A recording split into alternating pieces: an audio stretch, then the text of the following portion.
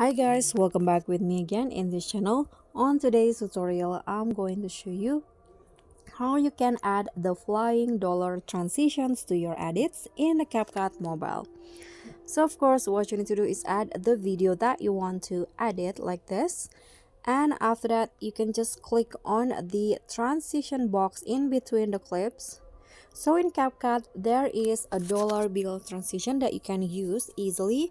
So you don't need to add an overlay or find the dollar bill overlay on other platform like YouTube or maybe TikTok. So you can just use this feature. So go to transition and find the social media category, and in here there will be two dollar bills option that you can use. Let's try the first one.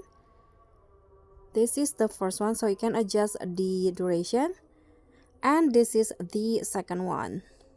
So just select the dollar bill transition that you want. I'm going to use this one. Click on the check icon, and here is the final result for the dollar bills transition. So guys, that's all for me. Thank you so much for watching. Don't forget to like, comment, and subscribe. Also click on the thanks button below. Bye.